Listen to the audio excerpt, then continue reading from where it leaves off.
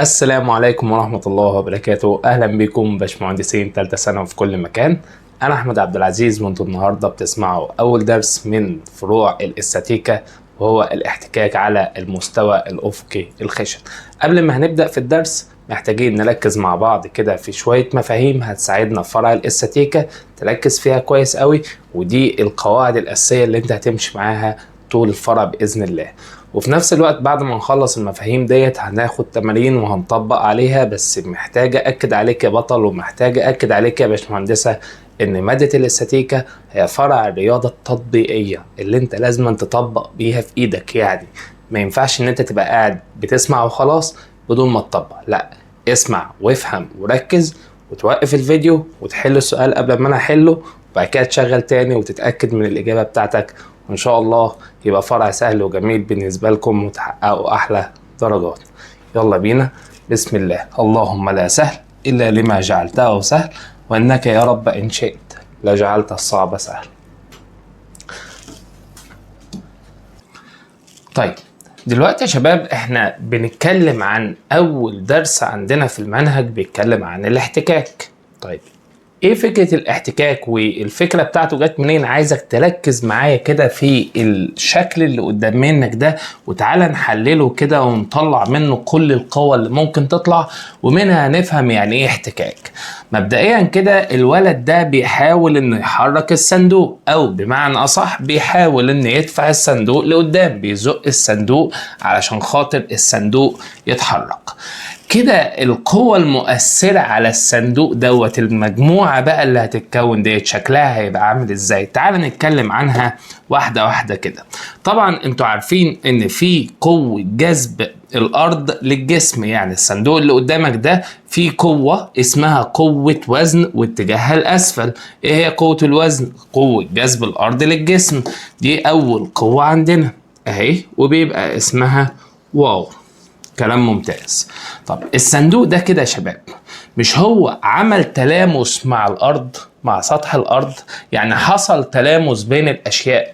فطبعا انتوا فاهمين ان طالما بيحصل تلامس بين الاشياء فبيبقى لكل جسم بيكون ليه رد فعل، لكل فعل رد فعل ماله مساوي له في المقدار ومضاد له في الاتجاه. طيب بناء على الكلام دوت نقدر نعمل قوة تانية اسمها قوة ايه بقى؟ اسمها قوة رد الفعل العمودي. قوة رد الفعل العمودي. وناخد بالنا من كلمة العمودي دي عشان خاطر عندنا في المنهج قوة رد فعل تانية مش عمودي. طب هي سمت ليه بقوة رد الفعل العمودي؟ قال لك لأنها بتنزل عمودي على السطح الملامس ليها. يعني هي السطح اهو، ده السطح اللي هي لمسته، شكلها عامل ازاي؟ عمودية على السطح. مش شرط ان هي تبقى في اتجاه معاكس لقوة الوزن، يعني مش عايزك تربط قوة رد الفعل بالوزن ابدا، لا، قوة رد الفعل يا باشمهندسين قوة مالها عمودية على السطح الملامس لها. يعني لو كان السطح مثلا كده، يعني تخيل معايا ان السطح كان مايل بالشكل ده وحبيت ارسم قوة رد الفعل، مثلا ده كان الجسم اهو، ده كده الجسم اللي كان محطوط. الجسم دوت طبعا ليه وزن. طب اتجاه الوزن ازاي؟ اتجاه الوزن كده لاسفل. كلام ممتاز. فين رد الفعل بقى؟ ما تجيش تقول لي انا هعمل رد الفعل كده، غلط يا باشمهندس. رد الفعل لازم يكون عمودي على السطح الملامس. لازم ينزل يصنع هنا كام؟ لازم يصنع زاوية ب90 درجة. ده بس ايه للعلم كده، وكده كده احنا هنبدأ نتكلم عن كل دول بالايه؟ بالتفصيل. طيب نرجع تاني لموضوعنا.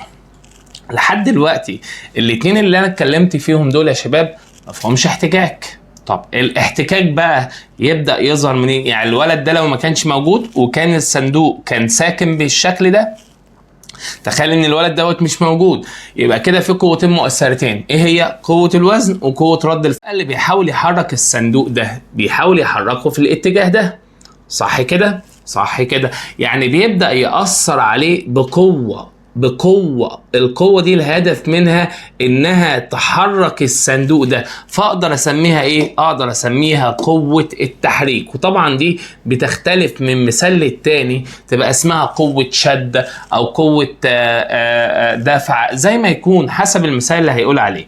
المهم ان ديت القوة اللي بيحاول بيها الولد انه يحرك الايه؟ انه يحرك الصندوق. هنا بقى بتبدأ تظهر نوع جديد من القوة اسمها قوة الاحتكاك بين السطح. السطح ده خلي بالك ده سطح خشن، ناخد بالنا يا شباب ان السطح ده كده سطح ايه؟ سطح خشن. عشان يحصل احتكاك لازم يبقى السطح ايه؟ خشن، واحنا بندرس اصلا الاسطح الايه؟ الخشنه. فبالتالي ايه اللي هيحصل بقى؟ اللي هيحصل ان هيجي هنا في قوه خفيه، قوة خفية هنا نتيجة اتجاه عكس الحركة. يعني ايه؟ يعني انت لو تخيلت معايا الصندوق ده لو اتحرك، اتجاه الحركة ازاي؟ اتجاه الحركة كده. يبقى القوة الخفية اللي هتظهر هي قوة الاحتكاك، اتجاهها هيكون ازاي؟ اتجاهها بيكون عكس الحركة.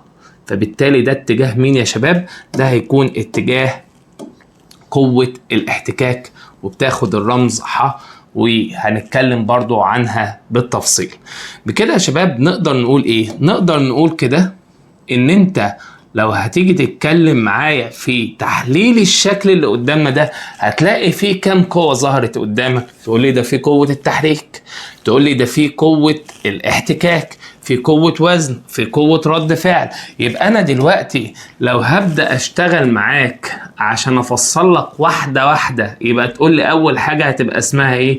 أول حاجة اسمها يلا قوة التحريك.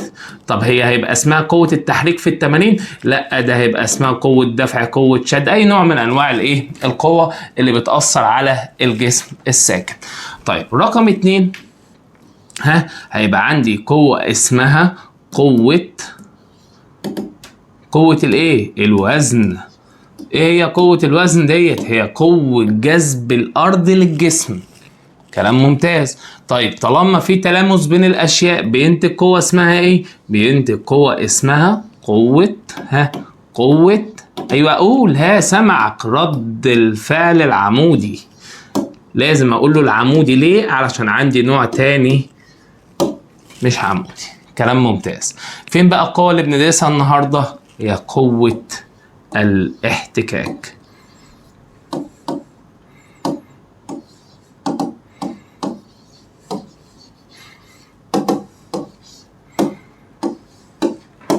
الأربعة دول عايزك تحطهم في ذهنك كويس قوي، وتركز فيهم، وتفهم واحد واحد منهم كده بإذن الله، علشان خاطر تقدر تشتغل معايا في التمارين. على فكرة تمارين الاحتكاك من الدروس السهلة والجميلة واللي هتستمتعوا بحلها بإذن الله بدون أي مشاكل. بس افهم الحاجات الأساسية دي، عشان ديت البدايات بتاعت علم الاستاتيكا اللي هتقدر تكمل بيها بقية الدروس بإذن الله.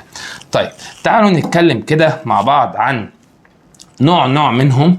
قلنا ان اول قوة اسمها قوة الوزن، تاني قوة اسمها قوة رد الفعل العمودي، قوة التحريك، قوة الاحتكاك. يعني لو افترضنا مثلا، ان ده الجسم، ده المستوى، والمستوى ده حط لك عليه جسم بالشكل ده. طيب المستوى دوت ايه يا شباب؟ ده كده مستوى ايه؟ افقي ايه؟ قول بقى. خشن. تمام، كلام ممتاز. ايه اللي بيحصل؟ اول حاجة ان الجسم هيكون ليه وزن، واتجاهه الايه؟ اتجاهه الاسفل. يلا بينا، يبقى هنا كده ده كده الوزن. حلو. وهيبقى فيه قوة اتجاهها كده عمودي على المستوى، واسمها ايه بقى؟ واسمها قوة رد الفعل العمودي. كلام ممتاز. لحد دلوقتي مفيش احتكاك لان مفيش قوة مؤثرة. لكن لما اجي بقى دلوقتي اقول لك ان في قوة اثرت على الجسم ده اتجاهها كده، قوة شد مثلا، او قوة الشد اتجاهها كده. يعني الحركة المتوقعة كده. تقوم انت بقى ردد عليه وتقول له ايه؟ تقول له لا، يبقى كده في قوة تانية اسمها قوة احتكاك، وبيكون اتجاهها ازاي يا شباب؟ ها قولوا بقى. بيكون اتجاهها عكس ايه؟ عكس الحركة. عكس الايه؟ عكس الحركة. يعني الحركة المتوقعة كده، ها ده اتجاه الحركة المتوقعة، صح كده؟ يبقى الاحتكاك بيكون عكس الحركة. كلام ممتاز. طيب لو كان المستوى مائل، لو كان المستوى مائل بالشكل ده اهو، مستوى مائل، يلا بيميل على ايه؟ بيميل على مستوى تاني افقي بالشكل ده. ايه اللي حصل؟ اللي حصل دلوقتي سيارة بتصعد منحدر. ها بس دي في الديناميكا، يعني عشان خاطر علم الحركة في الديناميك. طيب ان في جسم هنا يا شباب اهو، جسم اهو محطوط اهو على مستوى. طب المستوى ده شكله عامل ازاي؟ مستوى مائل. حلو. ايه الموضوع؟ الموضوع ان الجسم ده سيادتك هيكون ليه وزن. طب اتجاه الوزن ازاي؟ اتجاه الوزن بيكون لاسفل بالشكل اهو ده كده. ها قوة الوزن. كلام ممتاز. في بقى قوة تانية نتيجة التلامس بين الأشياء، تلامس الجسم ده مع المستوى ده، واسمها قوة رد الفعل العمودي. ركز معايا بقى وقول لي كده، أنا رسمت صح ولا غلط؟ لو أنت مركز هتقول لي غلط. ليه؟ لأن لازم القوة تبقى شكلها عامله ازاي؟ عموديه على مين؟ عموديه على المستوى. القوه تبقى ايه؟ تبقى عموديه على المستوى، ما تكونش في اتجاه معاكس الواو. مش هنثبتها ان هي في اتجاه معاكس الواو، لا، القوه لازم قوه رد الفعل العمودي عموديه على السطح الملامس لها، فبالتالي دي كده قوه رد الفعل العمودي. حلو قوي. لو جينا بقى قلنا ان في قوه هنا اسمها قوة شد، ادي قوة قاف. ايه اللي هيحصل؟ يبقى الحركة المتوقعة هيكون اتجاهها كده، فبالتالي قوة الاحتكاك هتكون عاملة ازاي؟ هتكون في الاتجاه المضاد بالشكل ده، هتبقى دي قوة الاحتكاك. يبقى الاربع حاجات دول لازم تحطهم في ذهنك كويس، ان انت هتشتغل بيهم طول الحصة النهاردة. لازم تكون بتعرف تطلعهم. وتعالوا بقى نتكلم عن واحدة واحدة منهم بالتفصيل، ونشوف هيساعدونا ازاي في حل التمارين. طيب اول حاجة قوة الوزن. ايه رأيك الحجر الكبير اللي قدامك اللي الولد السفيف الصغير ده بيحاول يزقه؟ ايه اللي هيحصل؟ هو طبعا مستحيل ان هو يزق، بس تمام. ايه اللي هيحصل بقى؟ الولد ده السبب في وجود 4 حاجات قدام منك هيتحطوا دلوقتي على الرسم. قولهم يلا. قولهم. اول حاجة الحجر ده ليه وزن، فبالتالي الجاذبية الارضية بتعمل ايه؟ بتعمل قوة جذب للجسم دوت، واسمها قوة الوزن. طب رقم 2، في تلامس ما بين سطح الارض وما بين الجسم المحطوط الحجر اللي قدامك، فهينتج عنه قوة اسمها قوة رد فعل. طب الولد المسكين اللي بيحاول يحرك الحجر الكبير اللي قدام منه ده، مش بينتج عنه كده قوة تحريك؟ ايوه. طب قوة التحريك دي هينتج في اتجاه مضاد لاتجاه الحركة عنها، اسمها قوة الاحتكاك. يبقوا تعالوا نحط كده النقط على الحروف ونركز مع بعض ان اول حاجة محتاجين نتكلم عنها هي قوة الوزن. طب يعني ايه يا سيدي قوة الوزن؟ باختصار يا شباب، قوة الوزن ديت لما تيجي تتكلم عنها تقول لي هي قوة جذب الارض لمين بقى؟ للجسم. يعني قوة جذب الارض للجسم دي اسمها قوة الوزن. ايوه. طيب بناء عليه بنيجي عن المركز الهندسي للجسم وبناخد السهم الاسفل كده اتجاه مركز الارض. كلام ممتاز. يبقى دي قوة ايه يا شباب؟ يبقى دي اسمها قوة الوزن. حلو. قوة الوزن ديت بقى بتتقاس بايه؟ طب تعالى اكمل لك بس بقية الحاجات المفروض تتعمل. طبيعي ان هيبقى في قوة هنا، قول بقى اسمها قوة ايه؟ قوة رد الفعل. كلام جميل. اتجاه الحركة المتوقع ازاي؟ اتجاه الحركة المتوقع كده. حلو. فبناء عن الكلام ده نقدر نقول ان القوة المؤثرة اتجاهها كده، دي القوة المؤثرة اللي هي ق بتاعت الولد. فبالتالي هنلاقي في قوة في الاتجاه المضاد، قوة خفية واسمها قوة الايه بقى؟ اسمها قوة الاحتكاك. احنا بقى بنتكلم عن دي دلوقتي اللي هي قوة الايه؟ قوة الوزن. وقلنا ان قوة الوزن هي قوة جذب الارض للايه؟ للجسم. كلام جميل. طيب الوحدات المستخدمة، الوحدات المستخدمة، وحدات القياس يعني اللي احنا هنستخدمها مع القوة ايه هي؟ طيب عشان نبقى فاهمين بس حاجة، ان الوحدات المستخدمة وحدات القياس بالنسبة للوزن هي دي قوة زيها زي اي قوة، يبقى اقدر استخدم لها ايه؟ والله احنا ممكن نستخدم لها عادي جدا زي ما بنشتغل نستخدم لها النيوتن، نستخدم لها الدايون، نستخدم لها الوحدات التثقلية زي الثقل جرام والثقل كيلو جرام وهكذا. يبقى نقدر نستخدم لها ايه يا شباب؟ قول بقى كده. ممكن نستخدم لها ايه؟ ممكن نستخدم لها النيوتن،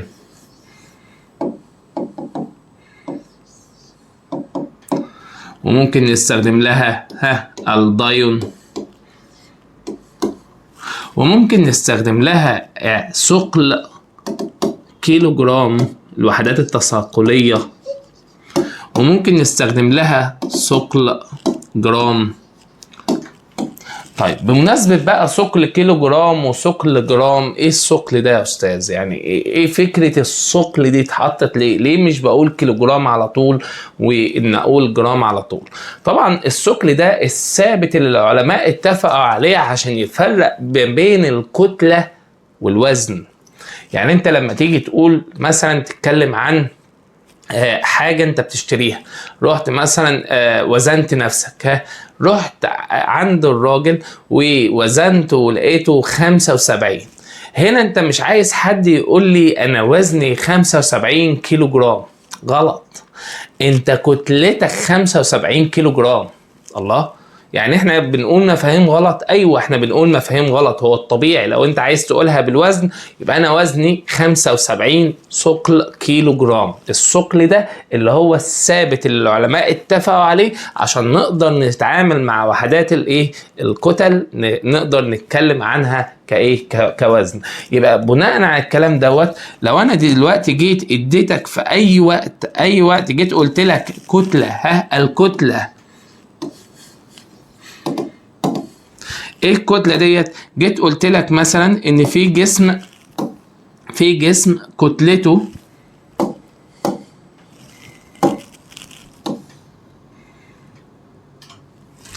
جيت اديتك جسم كتلته مالها؟ الكتله بتاعته مثلا 10 جرام. تقدر تحولها لوزن؟ ايوه. هحولها ازاي يعني؟ هنحط لها كلمه ايه بقى؟ هقول هنحط لها ايه؟ هنحط لها ثقل. يبقى هنا لو جيت اتكلمت معاك قلت لك ان الجسم كتلته 10 كيلو جرام، دي الكتله، وانا عايز استخدمها كوزن، في الحاله ديت هروح اقول له يا شباب، هقول له يبقى الوزن بتاعها هيبقى عباره عن 10، قول 10 ونحط ايه بقى؟ ثقل كيلو جرام. كلام ممتاز. طب لو جيت قلت لك جسم كتلته 25 جرام، اهو جسم كتلته 25 جرام، وعايزين نحولها او نتكلم عنها كايه بقى؟ كوزن. يبقى لو هاجي اتكلم عنها كوزن هعمل ايه؟ مضطر ان احط لها ثقل. فيبقى اجي اقول له الوزن بتاعها هيبقى عباره عن 25 ثقل كيلو جرام. سوري، ده بالجرام، يبقى هنا ثقل ايه؟ ثقل جرام. يا رب نكون قدرت اوصل لكم مفهوم الوزن اللي اصلا كلكم عارفينه وبتدرسوه في الفيزياء كمان من زمان، اللي هي معروفة بالنسبة لكم الام جي. تعالوا بقى نتكلم عن النوع الثاني من القوة، وهي قوة رد الفعل الايه؟ قوة رد الفعل العمودي. طيب لو احنا جينا يا شباب نركز مع الشكل اللي قدامنا ده وحبينا نحط القوة اللي احنا بنتكلم عليها.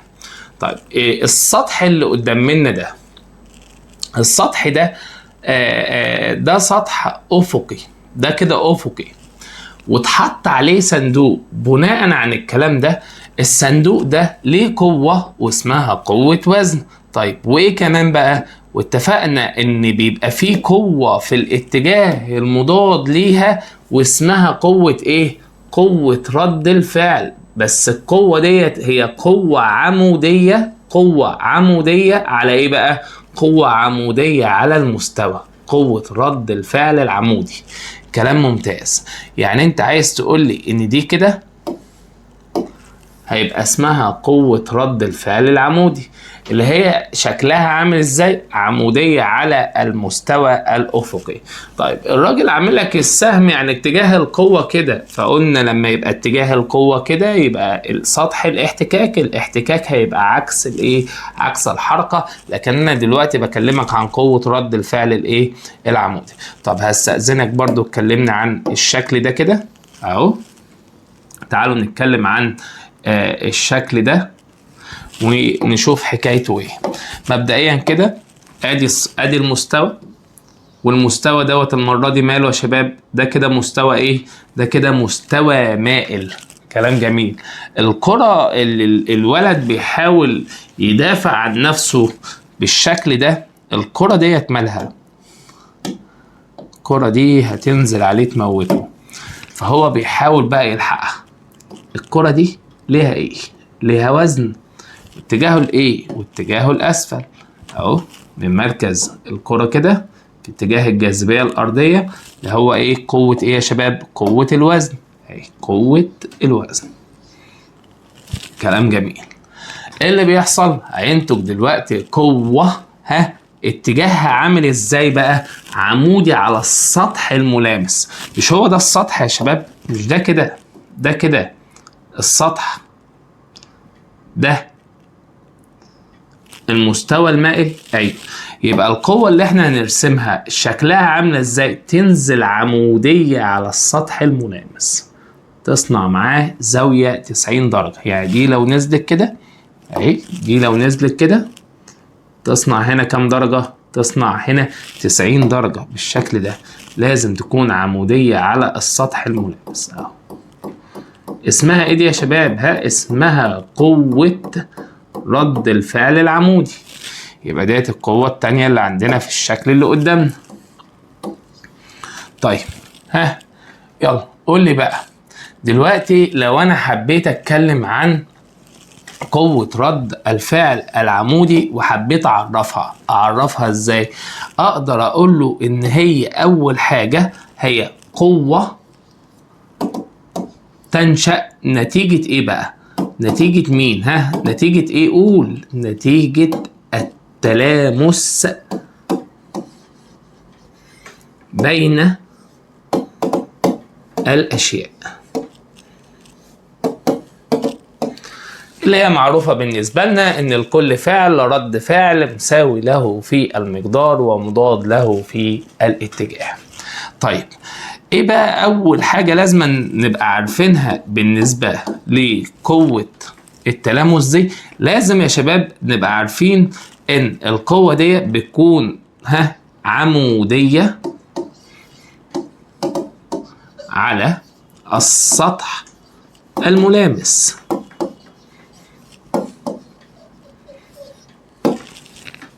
اتجاهها بيكون عمودي على السطح الايه؟ السطح الملامس له.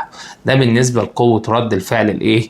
العمودي. طيب تعالى بقى نتكلم عن قوة كمان واسمها قوة التحريك. طيب باختصار يا شباب، لو احنا جينا اخدنا الرسمة دي كده الرسمة اللي احنا كنا لسه بنتكلم عنها دي كده، جيت قمت اخدت منها نسخة، تمام، ونحطها بالشكل ده وابدأ احكي لك عنها بشكل مختلف. ايه هو بقى الشكل؟ لو احنا جينا لغينا بس الاول كده الاسهم والحاجات اللي ممكن تلخبطك دي كده، اهي الاسهم دي كده،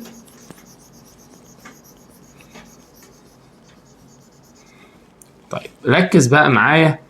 لو انا دلوقتي جيت قلت لك ان انا ربطت الصندوق اللي قدامك ده بقوة كده، سهم كده، اسمها قاف واحد،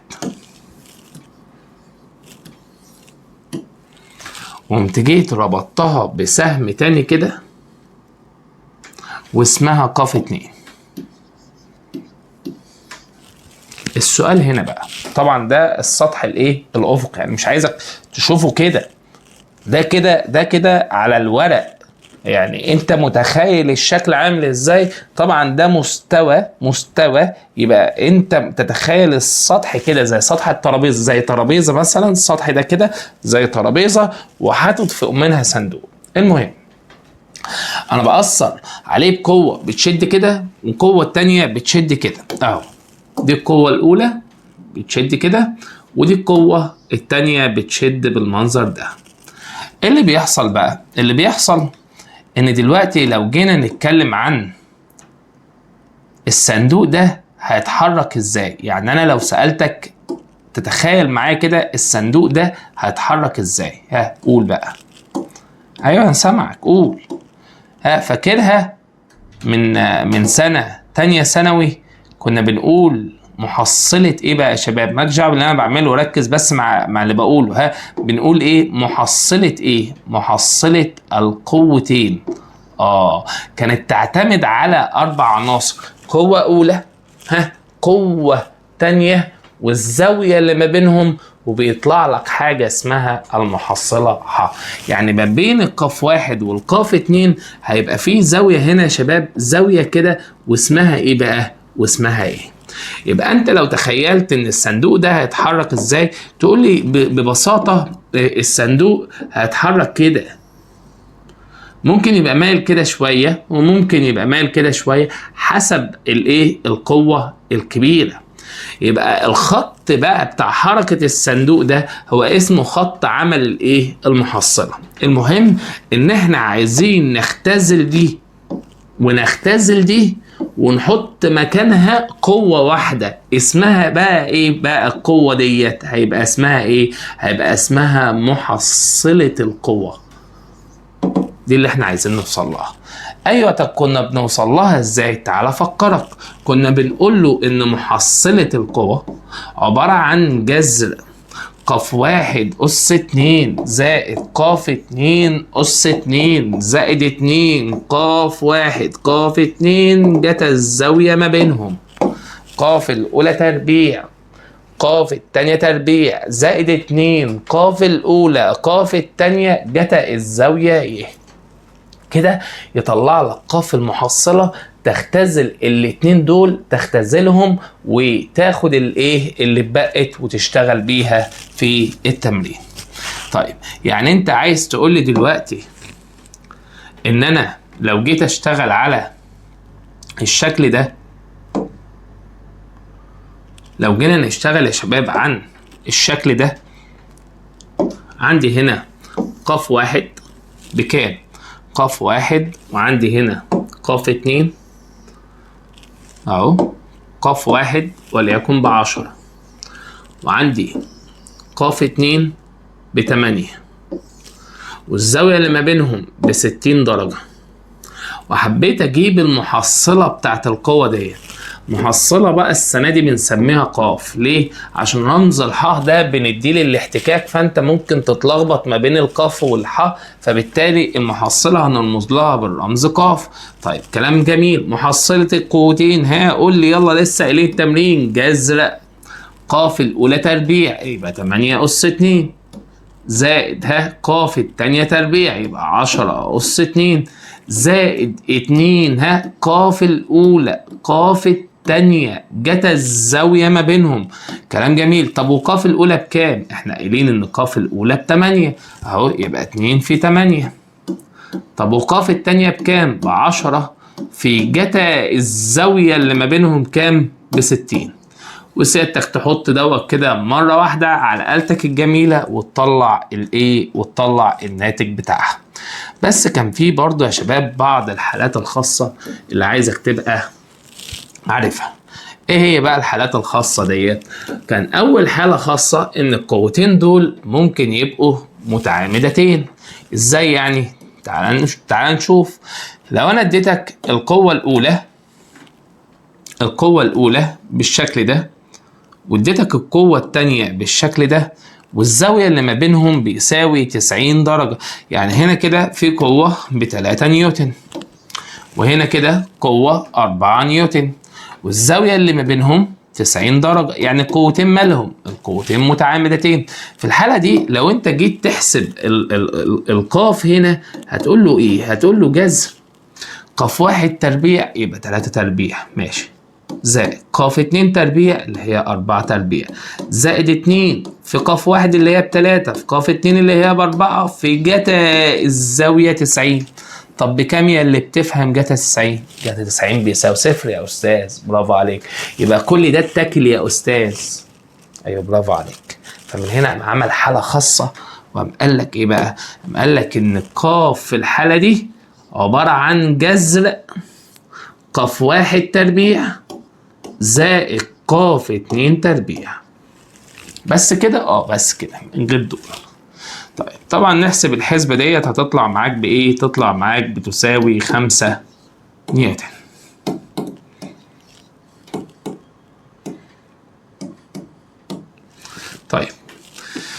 طب إيه كمان حالة خاصة؟ الحالة التانية إن في حالة إن القوتين تبقى متساويتين زي كده. ادي قاف 1 وادي قاف 2، ادي قاف 1 وادي قاف 2. قاف 1 بيساوي 6 وقاف 2 بيساوي 6 والزاوية ما بينهم بيساوي 60 درجة. وحبيت احسب المحصلة دلوقتي. اعمل ايه بقى؟ في الحالة ديت اعمل ايه؟ قال لك ان المحصلة قاف بتساوي 2 في قاف في جتا نص الزاوية. 2 قاف جتا على 2 2 قاف جتا نص الزاوية. يبقى في حالة ان القوتان متساويات. على فكرة انت لو طبقت القانون الاساسي اهو، يعني انا دلوقتي واحد يقول لي هو انا ما ينفعش اخد القانون الاساسي ليهم كلهم؟ لا ينفع يا حبيبي. انت القانون الثابت عندك اهو، قاف بيساوي جذر قاف 1 أس 2 زائد قاف 2 أس 2 زائد 2 في قاف 1 في قاف 2 في جتا الزاوية اللي ما بينهم ايه؟ ينفع طبعا، ينفع تشتغل بيها على طول. كلام ممتاز. يعني ينفع لده؟ طب ينفع لده؟ لكن دي حالات خاصة لازم تبقى عارفها وبتساعدك في تمارين كتير. فهنا يبقى في حالة ان القوتين متساويتين يبقى اقول له 2 قاف ايه؟ جتا نص الزاوية. يعني هنا هتساوي 2 في القوة قاف اللي هي 6 في جتا نص الزاوية 60 اللي هي هتبقى 30 درجة. وتعمل الحسبة دي وتطلع الناتج. يبقى معاك القانون الأساسي بتاع المحصلة، مفيش مشكلة. طيب عايز تشتغل بالحالات الخاصة برضو مفيش أي مشكلة. كلام ممتاز. طيب كده أنت كلمتني عن المحصلة بتاعة القوة. الاتجاه بتاعها بقى ازاي؟ فكرني كده، مش كان في اتجاه بالنسبة للمحصلة؟ أيوه. طب تعالى نفتكر بقى الاتجاه ده مع بعض. اتجاه المحصلة يا شباب، لو انا جيت اتكلمت ان ده القوة قاف 1، ادي القوة قاف 1 اهي، ودي كده القوة قاف 2.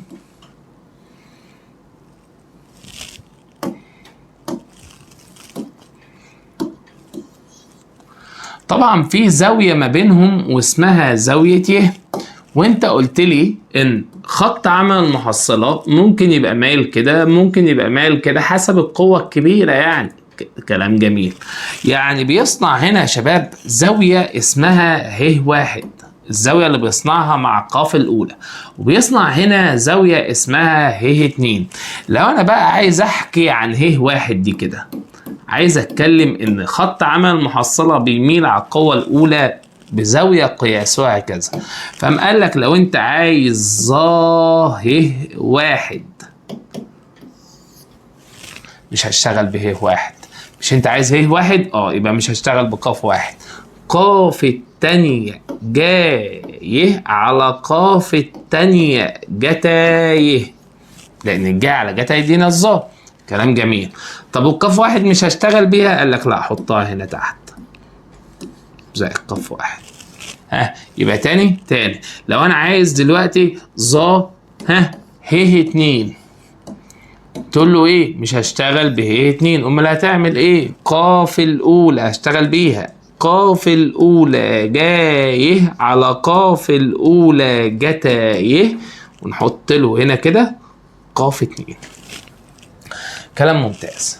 طيب كده انت عرفت تجيب المحصلة، وعرفت تجيب الاتجاه بتاع المحصلة برضو، علشان خاطر تطبق الكلام ده في قوة اسمها قوة الايه يا شباب؟ قوة التحريك. نيجي بقى للموضوع المهم بالنسبة لنا، اللي انت بتحاول تفهمه معايا النهاردة، واللي احنا هنبدأ بعدها ان شاء الله تركز بقى في ده كويس قوي، عشان خاطر ده مفهومك عن الدرس كله، وبعدها هننطلق في التمارين وتلاقي الموضوع سهل وبسيط بإذن الله. قوة الاحتكاك يا شباب، قوة الاحتكاك ديت هي القوة اللي بتنشأ نتيجة ايه؟ طبعا لما جينا نعرف قوة الاحتكاك وتبص للتعريف بتاعها،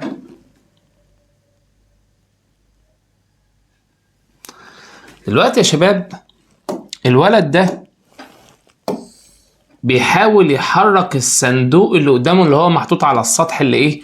الافقي بالشكل ده. خلينا متفقين اتفاق ان اصلا الصندوق ده لو ما كانش الولد ده بيحاول يحركه يبقى مش هيكون فيه احتكاك اصلا. الولد اللي بيشد التلاجة ده لو ما كانش بيحاول يشدها يبقى مش هيبقى فيه احتكاك اصلا.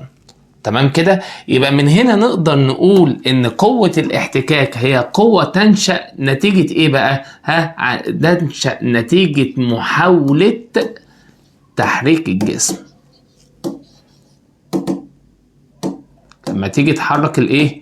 الجسم، هتحاول تحركه، فبالتالي ديت ينتج عنها قوة احتكاك. ايوه، بس بتعمل ايه بقى قوة الاحتكاك ديت؟ والله قال لك ان قوة الاحتكاك دي بتعمل حاجة من الاتنين. الحاجة الاولى انها تمنع الحركة اصلا، هتمنع الحركة بسبب قوة الاحتكاك، وفي الحالة ديت بيبقى اسمها الاحتكاك السكوني. يعني وارد جدا ان الولد ده بيحاول يحرك الصندوق ده بسبب قوة الاحتكاك، فبالتالي ايه بقى؟ منعت الحركة، وهيبقى اسمها احتكاك ايه؟ احتكاك سكوني. يا اما بقى هتقلل السرعة، اهي تقلل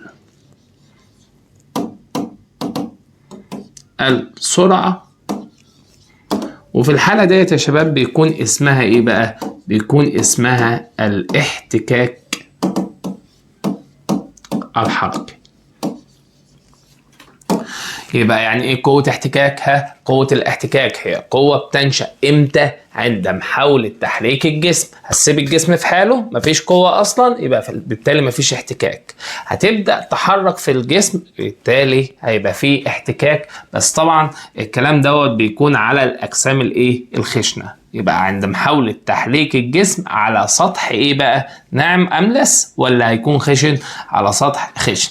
قدامها حاجة من الاتنين، يا اما تمنع الحركة وفي الحالة دي بيبقى اسمها احتكاك سكوني، يا اما هتقلل السرعة وبيبقى اسمها الاحتكاك الحركي.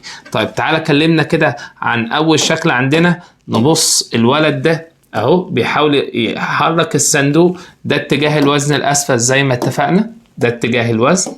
كلام جميل. هيبقى في اتجاه رد الفعل اهو كده، رد الفعل العمودي.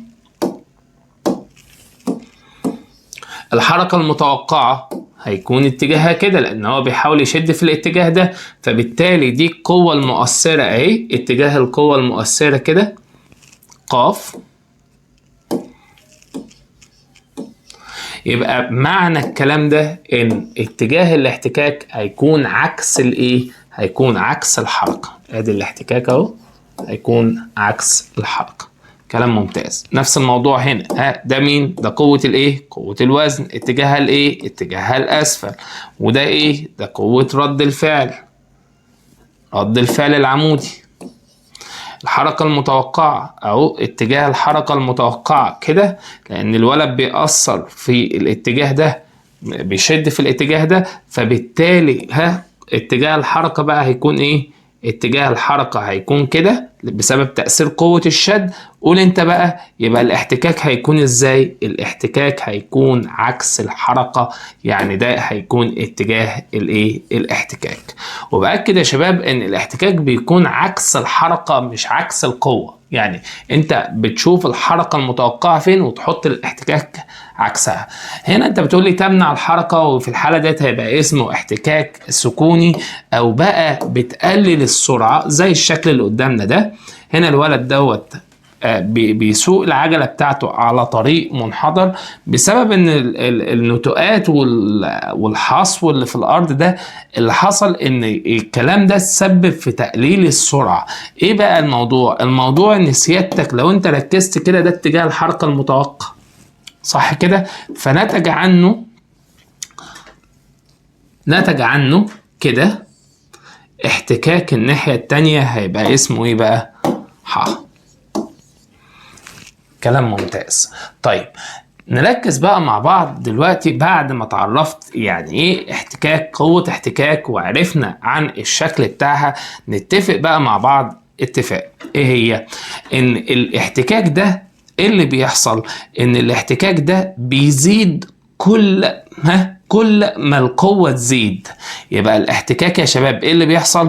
بيزداد بزيادة القوة. يبقى كلما ازدادت القوة كلما ايه اللي حصل؟ ازداد الاحتكاك. يبقى بيزداد بزيادة مين بقى؟ بزيادة القوة. كل ما القوة تزيد كل ما الاحتكاك يزيد. طيب هيقعد يزيد لحد امتى؟ قالك انه بيقعد يزيد لحد ما بيوصل لأعلى درجة ليه، درجة مش بيزيد بعدها، وبيبقى اسمه في الحالة ديت اسمه ايه بقى؟ احتكاك سكوني نهائي. تعال بقى اكلمك عن الاحتكاك السكوني النهائي ده بالتفصيل، عشان خاطر مهم جدا ان احنا نركز فيه. لو ده الجسم يا شباب، ده المستوى اللي بيتكلم عنه، وده كده الجسم المحطوط على المستوى الافقي. ده اتجاه ايه؟ هتقولي ده اتجاه الوزن، اتجاهه الاسفل بالشكل ده. وده اتجاه ايه؟ وده اتجاه رد الفعل. حلو. لحد دلوقتي مفيش احتكاك. ده الوزن وده اتجاه رد الفعل، والمستوى ده احنا عارفين انه مستوى ناعم ولا خشن؟ ده مستوى خشن. حلو. لحد دلوقتي مفيش احتكاك. اللي حصل بقى في قوة مؤثرة جت كده اسمها قاف. ده قاف. الناحية التانية بقى، الناحية التانية الاتجاه اللي بيكون عكس الحركة بيبقى فيه ايه؟ بيبقى فيه احتكاك. طيب الاحتكاك ده يا شباب اسمه ايه؟ اسمه الاحتكاك السكوني. نركز بقى مع بعض في الشوية دول كده عشان خاطر ايه؟ خلاص بنختم اهو وهنبدأ في التمارين. يبقى ده اسمه الاحتكاك الايه يا شباب؟ اسمه الاحتكاك السكوني. طب الاحتكاك السكوني ده رمزه ايه؟ قال لك رمزه بيبقى ح. يبقى هنا الاحتكاك السكوني الرمز بتاعه هيكون ح. طيب الاحتكاك السكوني ده كل ما يزيد كل ما القوة تزيد يبقى ايه اللي بيحصل؟ تزيد القوة يقعد يزيد الاحتكاك لحد ما بيوصل لدرجة بيكون اسمها الاحتكاك السكوني النهائي. طيب الاحتكاك السكوني ده النهائي بيبقى اسمه ايه، او الرمز بتاعه ايه؟ بيبقى اسمه ح س. طب نركز بقى، ايه الفرق ما بينهم؟ قالك اول واحدة الجسم بيبقى متزن. يعني انت عايز تقول لي ان كده الجسم يبقى بيتحرك؟ قالك لا، هنا الجسم برضو بيكون متزن، بس ماله بقى؟ بس بيكون على وشك الحركة. افهم بقى ايه اللي بيحصل. انا دلوقتي قدام مني صندوق، او قدامي اي حاجه هبدا ازقها واثر عليها بقوتي. دايما انت لو ركزت، انت تيجي تزق اي حاجه تلاقي في الاول معصلجه، تقعد تزود القوه، تقوم تزيد الموضوع، يقعد يزيد معاك. انا ازق بقوه اكتر يقوم الاحتكاك يزيد، ازق اكتر الاحتكاك يزيد، لحد ما بتوصل لدرجه ان خلاص الصندوق هيبدا يتحرك، بعدها الصندوق يتحرك معاك بسهوله. طيب الدرجة بقى اللي الصندوق خلاص على وشك الحركة دي بيبقى اسمها ايه؟ بيبقى اسمها الاحتكاك السكوني النهائي اللي الرمز بتاعها ح س. يبقى تاني، انا اجي اثر بالقوة بتاعتي، الجسم ساكن ما بيتحركش، تمام، يعني الجسم متزن. طب ازود القوة يبقى الاحتكاك يزيد، ازود القوة الاحتكاك يزيد، ازود القوة الاحتكاك يزيد، لحد ما بيوصل لاعلى درجة ليه، بيبقى اسمها الاحتكاك السكوني النهائي، وبيكون عندها الجسم كده خلاص على وشك الايه؟ على وشك الحركة. حلو. الح س دي بقى يا شباب ليها قانون عندنا اسمه م س د ر. يبقى الح س عبارة عن ايه؟ عبارة عن م س د ر. طب مين هي م س؟ قال لك م س دي هي معامل الاحتكاك السكوني. طب يبقى ايه بقى معامل الاحتكاك السكوني؟ تعال نشوف كده. معامل الاحتكاك السكوني مين هي؟ قال لك ان معامل الاحتكاك السكوني اللي الرمز بتاعه م س ده عبارة عن قيمة ثابتة، وبتكون القيمة دي يا شباب موجبة. بتعتمد بقى على ايه؟ بتعتمد على طبيعة الجسمين. يبقى لما نيجي نتكلم عن معامل الاحتكاك السكوني، هي قيمة ثابتة بتعتمد على طبيعة الايه؟ الجسمين. طب عايز تفهم اكتر؟ تركز معايا في الرسمة دي. الرسمة ديت لما اتكلمنا عنها من شوية يا شباب قلنا ايه بقى؟ قلنا بص كده، ركز.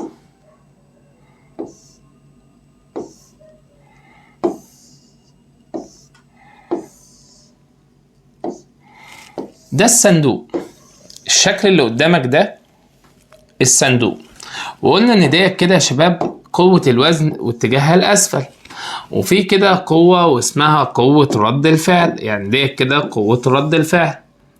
كلام ممتاز. وفي قوة مؤثرة كده، في قوة بتأثر بالشكل ده اهي، فنتج عنه الناحية التانية قوة اسمها قوة الاحتكاك. بس مش ده موضوعي، انا موضوعي دلوقتي ان انا عايز افهمك يعني ايه معامل الاحتكاك السكوني. لو انت بصيت على الصندوق ده وبصيت على السطح ده، طبيعة الجسمين مع بعض، قام جه بقى عمل لك زوم كده، ادخل بقى جوه. يعني اللون ده هو لون السطح، واللون اللي فوق ده هو اللون بتاع الصندوق. اكنك قعدت تزوم كده وجيت تبص على طبيعة الجسمين، هتلاقي السنون اللي ما بينهم دول كده هي ديت المعامل بتاع الاحتكاك السكوني اللي بيبقى اسمه م س. طب ده بيعتمد على ايه؟ هل ده بيعتمد على حجم الصندوق المحطوط، او بيعتمد على مساحة السطح؟ قال لك لا، ولا بيعتمد على حجم الصندوق، ولا بيعتمد على مساحة السطح. امال بيعتمد على ايه؟ بيعتمد على طبيعة الجسمين. طبيعة الجسمين اللي هو ايه؟ يعني انت دلوقتي لو تخيل كده ان الجسمين دول مفيش اي نتوءات ما بينهم، هيبقى في احتكاك. لو السطح املس في احتكاك، مش هيكون في احتكاك. يبقى طبيعة الجسم ده مع الجسم ده يعمل لي حاجة اسمها معامل الاحتكاك السكوني، اللي بتكون قيمة ثابتة موجبة. طيب يبقى الرمز بتاع المعامل الاحتكاك السكوني دوت بقى هيكون ايه يا شباب؟ قال لك الرمز بتاعه بيكون اسمه م س، يبقى قيمة ثابتة بتعتمد على طبيعة الجسمين. يبقى عرفتك دلوقتي عن، ارجع كده تاني معايا اهو، عرفتك عن اول حاجه الاحتكاك. يعني ايه الاحتكاك؟ قلنا ان الاحتكاك هي قوه بتنشا عند محاوله تحريك الجسم على سطح ايه بقى، املس ولا خشن؟ بيبقى سطح خشن. كلام ممتاز. طب بتعمل ايه دي؟ قدامها حاجه من الاتنين، يا اما بتمنع الحركه اصلا وفي الحاله دي بيبقى اسمها احتكاك سكوني والرمز بتاعها بيكون ح، يا اما بتقلل السرعه وفي الحالة ديت بيكون اسمها الاحتكاك الحركي. طب الاحتكاك دوت بقى، قوة الاحتكاك ديت كل ما القوة تزيد كل ما الاحتكاك يزيد، تقعد تزيد تزيد تزيد تزيد تزيد لحد ما توصل لدرجة ما تزيدش بعدها، والدرجة ديت بيكون الجسم فيها على وشك الحركة وبيبقى اسمه الاحتكاك السكوني النهائي. كلام جميل. طب الاحتكاك السكوني النهائي ده عبارة عن ايه؟ عبارة عن م س دوت ر. يعني م س هضربها في ر، معامل الاحتكاك السكوني هضربه في قوة رد الفعل العمودي، وده القانون اللي انا هشتغل بيه. القانون ده مهم جدا تركز فيه لان هو ده اللي احنا هنحل بيه اصلا. طيب ايه هو تاني؟ قانون الاحتكاك السكوني النهائي بيساوي ايه؟ الاحتكاك السكوني النهائي قال لك بيساوي م س دوت ر. طيب ركز فيه. حلو قوي. وقلنا ان معامل الاحتكاك السكوني هي عباره عن قيمه ثابته موجبه تعتمد على طبيعه الجسمين. اللي بيحصل بقى ان انا دلوقتي لو جيت قلت لك الح دي بتنتمي لايه؟ قال لك تنتمي لفترة. طيب الفترة بتاعتها بقى هتكون ايه؟ هتكون بدايتها صفر وهتكون نهايتها ايه؟ ما هتقعد تزيد تزيد تزيد لحد ما توصل لمين؟ للاحتكاك السكوني النهائي اللي هي اخرها م س دوت ر. طيب كلام ممتاز. بس تركز بقى معايا في حاجة، ان هنا الصفر ده لو انا قفلته يبقى في الحالة ديت معنى ان انت قفلت الصفر ده معناها ان ممكن ما يكونش فيه قوة اصلا. يبقى هنا في الحالة ديت لا يوجد قوة. طيب امال لو فتحنا الصفر بقى، يعني لو عملتها من اول الصفر مفتوح لحد ايه؟ لحد الميم س دوت ر، يبقى في الحالة ديت بيكون في قوة. كلام ممتاز. طيب كده احنا عرفنا عن الاحتكاك السكوني وعرفت عن الاحتكاك السكوني النهائي، ومن هنا نقدر نقول ان الاحتكاك السكوني النهائي هو دايما اكبر من او بيساوي الاحتكاك السكوني اللي هو ايه؟ اللي هو ح. طيب هنا بقى يبدأ يعرفنا عن شوية مفاهيم أخيرة عندنا بتتكلم عن ايه؟ اخر حاجة بقى عندنا لازم تعرفها علشان خاطر تدخل في التمارين على طول. لو انا دلوقتي جيت اديتك جسم، انا من بدري عمال اقول لك اخر حاجة، عايز اقول لك كل حاجة يا اخي قبل ما نبدأ في التمارين كده عشان تبقى فاهم ونظبط الدنيا. طيب هنا ده الجسم ليه ايه؟ ليه وزن. الوزن اتجاهه لايه؟ اتجاهه الاسفل اهو، ده كده اتجاهه الاسفل. حلو قوي. طب وفي ايه كمان؟ وفي قوة اتجاهها كده وبيبقى اسمها قوة رد الفعل العمودي. حلو قوي. وقلنا بيبقى فيه كده قوة اسمها قاف، فلو هنا قاف هيبقى فيه الناحية التانية بقى هيبقى فيه الناحية التانية حاجة اسمها ايه؟ حاجة اسمها ح. ايه هي ح دي؟ هي الاحتكاك. كلام ممتاز. طيب بناء على الكلام دوت يا شباب نبدأ نشتغل عن حاجة اسمها قوة رد الفعل العمودي. قوة رد الفعل الايه؟ العمودي، اللي هي الرمز بتاعها هيكون ايه؟ اللي هي الرمز بتاعها هيكون ر شرطة. طب ايه هي رد الفعل العمودي ديت؟ قالك هي عبارة عن القوة بين رد الفعل وايه والاحتكاك.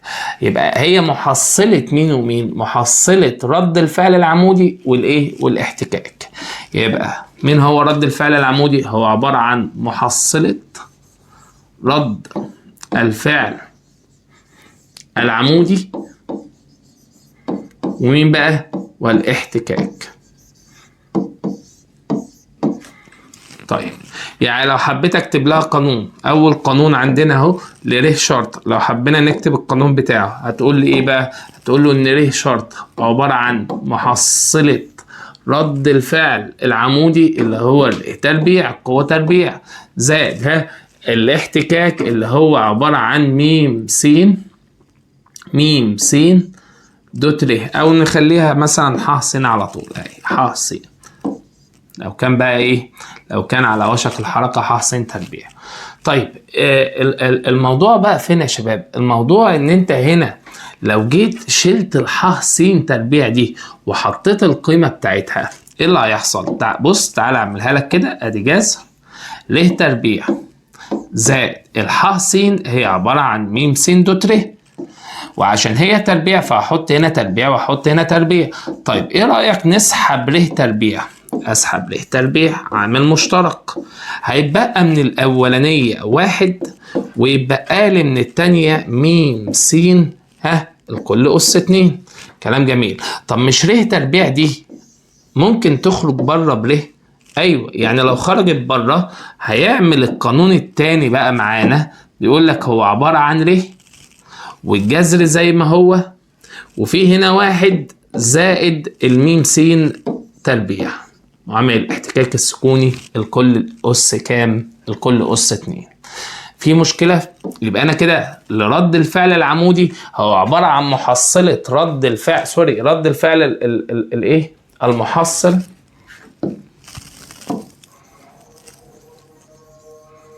رد الفعل المحصل يا شباب اللي هو الر شرطة، هو عبارة عن محصلة رد الفعل العمودي ومين بقى؟ والاحتكاك. حلو قوي. يبقى عبارة عن جذر الر تربيع زائد الايه؟ الح س الكل أس 2. ولما عوضت عن الح س وصلنا للقانون ده ر في جذر 1 زائد م س الكل أس 2. طيب قال لك برضو ان ده لما يبقى رد الفعل المحصل اللي انت بتشتغل عليه اللي هو ايه؟ اللي احنا لسه قايلين عليه اسمه ر شرطة، في زاوية ما بينه وما بين رد الفعل هنا اهي، عاملها لك باللون الاحمر اهي، اسمها لام. طب ايه هي لام ديت؟ قال لك ان لام دي هي ايه؟ هي عبارة عن اللام دي يا شباب هي عبارة عن ايه؟ عبارة عن زاوية الاحتكاك. يبقى مين هي لام؟ لام هي ايه؟ هي زاوية الاحتكاك.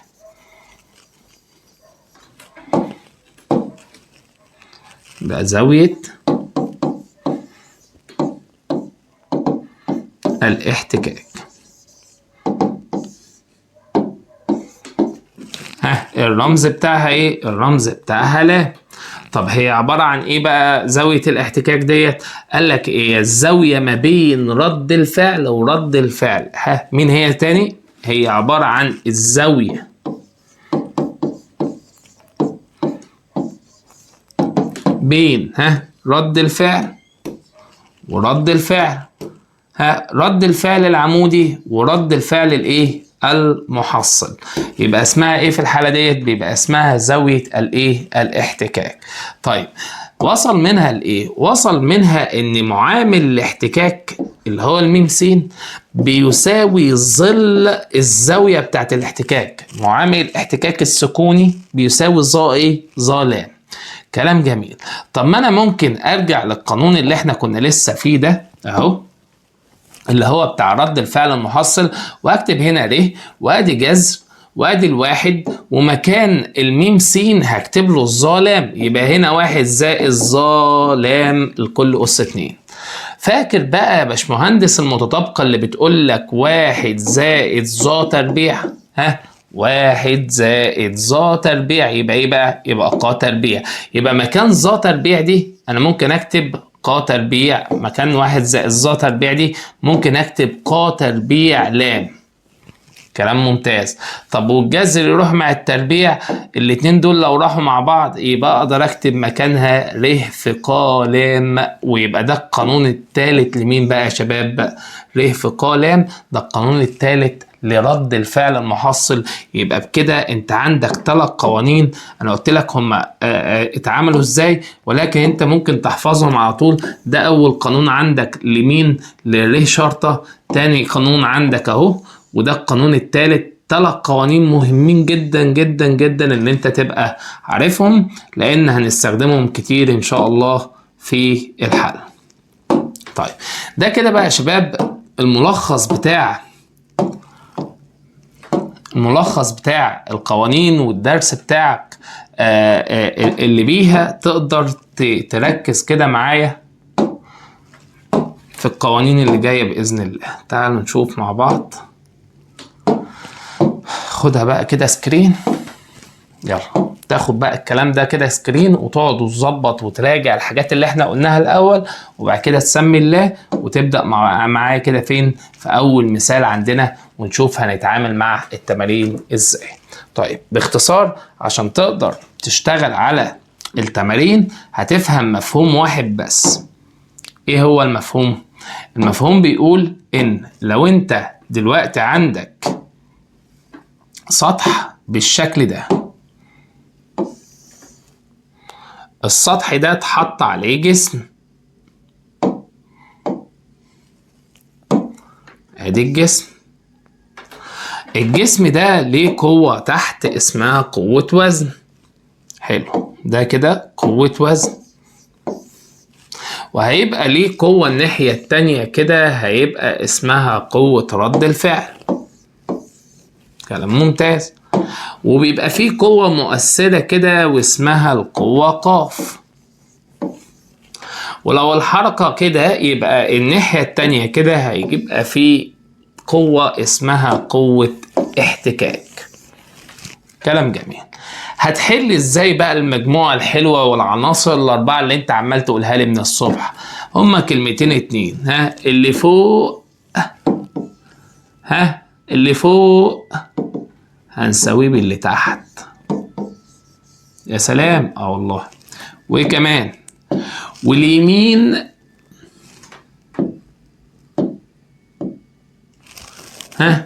واليمين هنساويه بالايه؟ واليمين هنساويه بالشمال.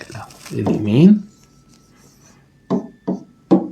هنساويه باللي على الشمال اهو. طب مين اللي فوق؟ اللي هي الر. هنساويه باللي تحت مين؟ اللي هو الواو. مين اللي على اليمين؟ اللي على اليمين قاف. هنساويها باللي على الشمال اللي هي مين؟ اللي هي ح. فوق بيساوي تحت ويمين بيساوي شمال. ايه ده؟ هو ده سبب بيتحفظ؟ لا، ده على حسب اللي موجود في التمارين. طب ما يا مستر ما هو المجموعه دي الثابته ما بتتغيرش. اقول لك لا، ممكن تتغير. ازاي يعني؟ تعالى اوريك اهو. بص، لو انت ركزت معايا في شكل زي ده اهو، وقمت مديلك اتجاه الوزن هنا كده الاسفل، واتجاه رد الفعل اهو لاعلى، ده كده اتجاه رد الفعل. حلو.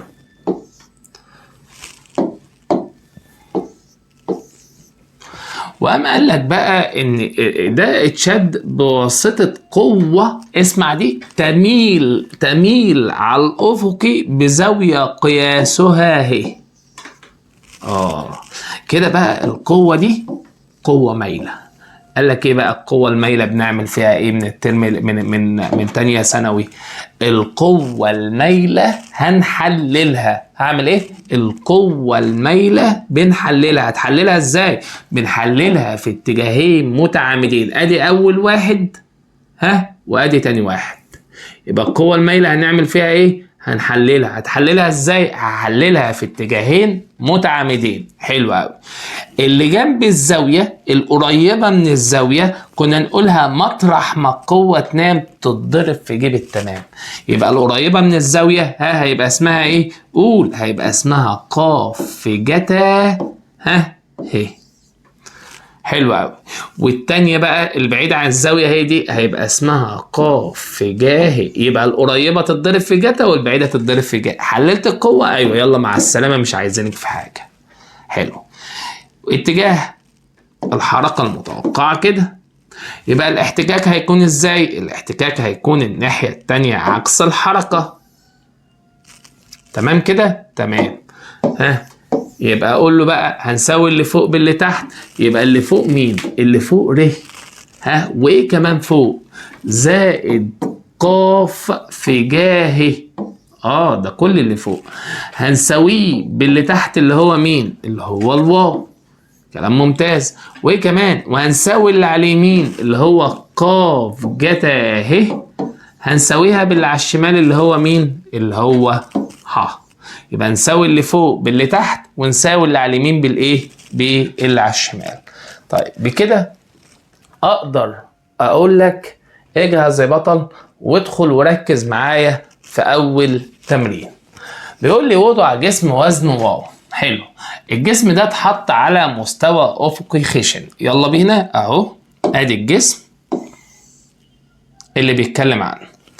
الوزن بتاعه ايه يا شباب؟ الوزن بتاعه واو، يعني هو مش محدد الوزن بتاعه.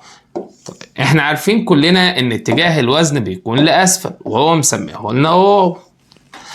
طيب ايه اللي حصل بقى؟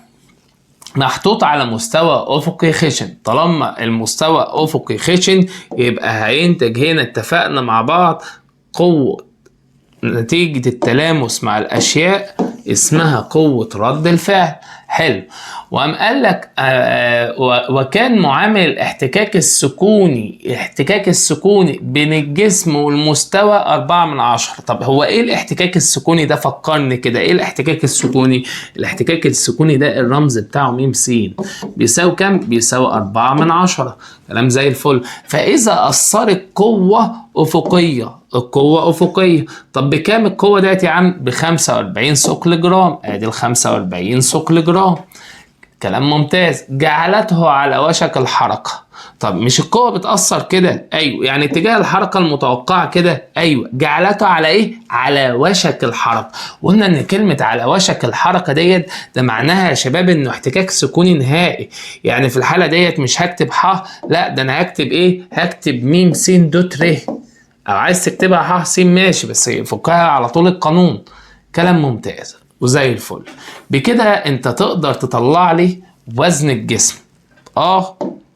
انت قايل لي ان معادلات الاتزان اللي هشتغل بيها هما كلمتين اتنين. طب قولهم كده. فوق بيساوي تحت، وكمان ويمين بيساوي شمال. ادي اللي فوق.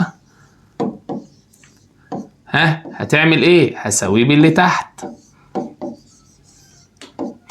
واللي على اليمين هساويه باللي على الشمال. طيب مين اللي فوق؟ اللي فوق ر، هنساويه باللي تحت اللي هو مين؟ اللي هو الواو. طب مين اللي على اليمين؟ 45، هنساويه باللي على الشمال اللي هو م س دوت ر بيساوي ال 45. حلو قوي. خلي بالك انا معايا ايه؟ انا معايا اصلا الميم س ب4/10، يعني الر بيساوي ال 45 هقسمها على الميم س اللي هو مديها لنا بكام؟ ب4/10. كلام جميل. يلا بينا نحسب الميم س.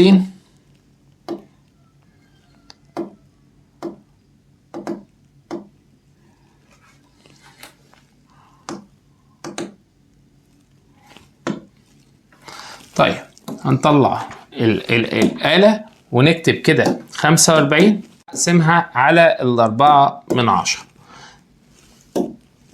ده يدينا ايه يا شباب؟ ده يدينا قوة الوزن.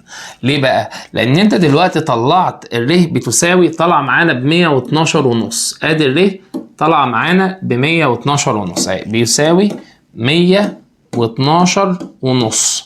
طب ما انت قايل لي ان الر والواو قد بعض، يبقى قوة الوزن اللي هو عايزها بتساوي كام؟ بتساوي هي كمان 112.5، وتحط نفس الوحدة المستخدمة اللي هو كان مديها لنا بالثقل جرام، بالثقل كيلو جرام، يبقى هنا برضو ثقل كيلو جرام.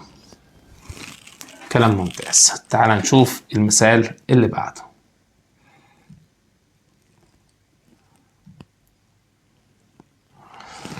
بيقول لي يدفع فتى حجرا وزنه 56. على فكرة احنا كده بنبدأ نحل في تمارين كتاب المدرسة، تمام؟ يدفع فتى حجر وزنه قد ايه يا شباب؟ 56 نيوتن. طيب يلا بينا هنحط الجسم اهو، مدينا الوزن بتاعه قد ايه؟ الوزن بتاعه مديهولنا يا شباب ب 56 نيوتن. ادي ال 56 نيوتن. هيبقى في قوة هنا اسمها قوة رد الفعل.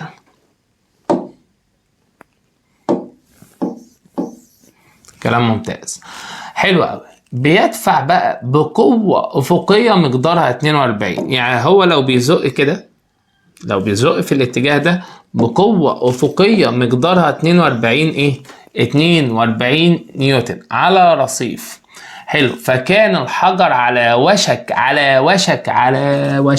استنى بص هلونها لك اهي.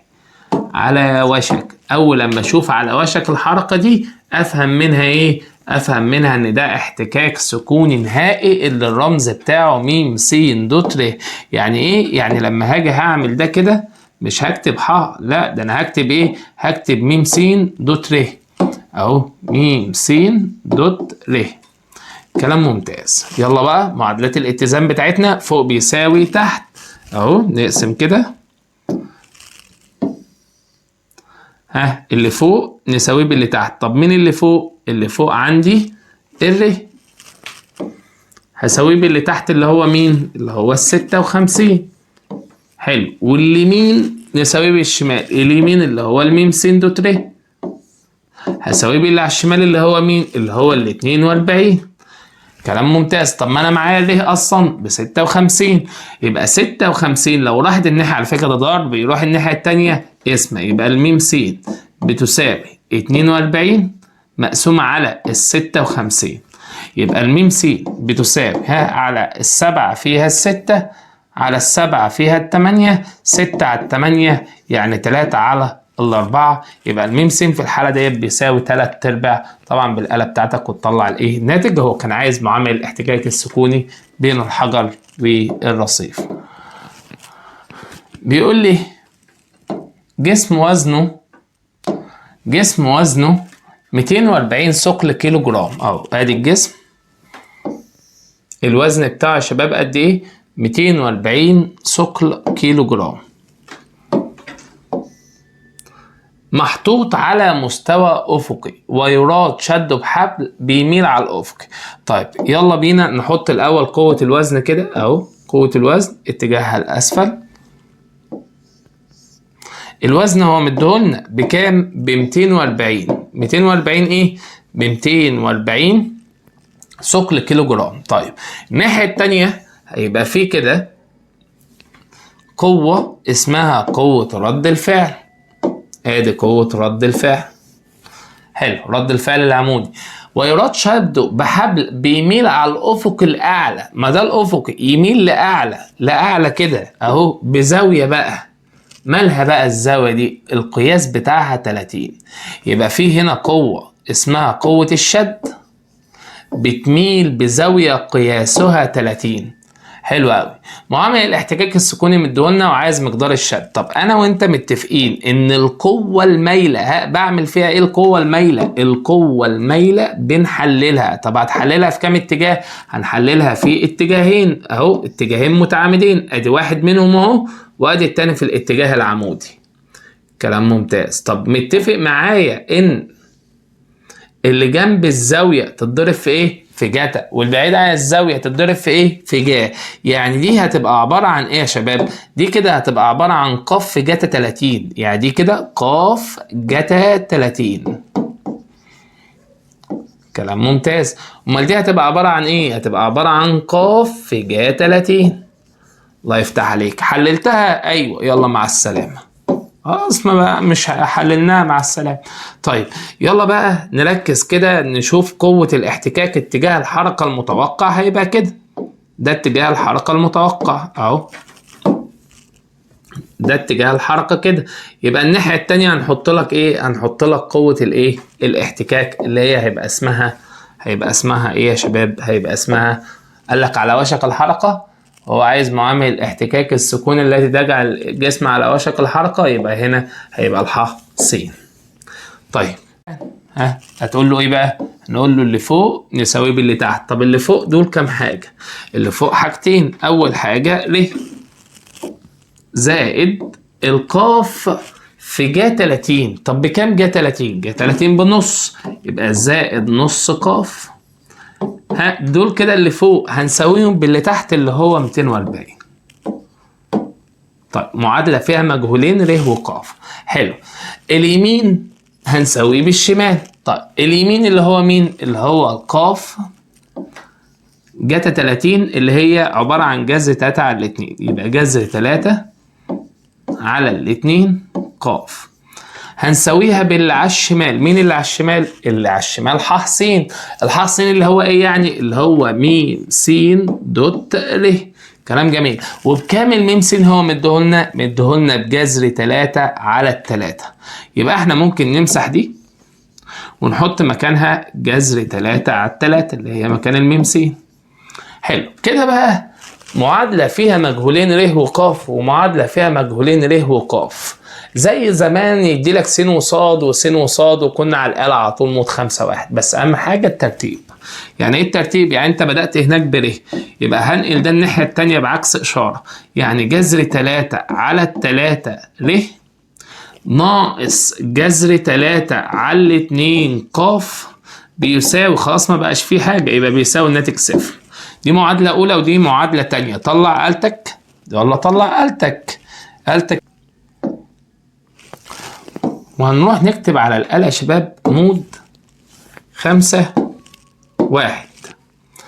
ظهر بقى 6 عناصر عندك بالترتيب. المعامل اللي هناك 1 يساوي المعامل اللي بعده نص يساوي المعامل اللي بعده 240 يساوي المعامل ده جذر 3. بس أنا اتفقت معاك بشرط الترتيب. جذر 3 على الكام بقى؟ التلاتة يساوي ده سالب جذر 3 على الاتنين يساوي صفر. مرتين يساوي، يطلع الاكس ب 180. طب مين هي الاكس؟ الاكس دي المجهول الاول، يبقى الاكس ب 180 وتطلع الواي ب 120. يعني الر بيساوي 180 وتطلع الواي اللي هي القاف بتساوي 120. حلو. طب هو عايز ايه؟ هو عايز مقدار الشد اللي بيجي على الجسم. يعني هو عايز القاف، خلاص يبقى مقدار الشد ب 120. ايه بقى؟ ياخد نفس الوحدة. انت عندك اللي فوق بالثقل كيلو جرام، يبقى 120 ثقل كيلو جرام. عايز انت بقى تحلها حذف وتعويض حلها. بس انا شايف ان الاختصارات ديت ايه، الناس عملوها لنا علشان خاطر نسهل بيها الامور على نفسنا. على طول معادلتين مود 5-1 ولا تقعد تتعب دماغك. بيقول لي وضع جسم وزنه 39 ثقل جرام على مستوى افقي خشن. طيب ادي الجسم اللي بيتكلم عنه يا شباب.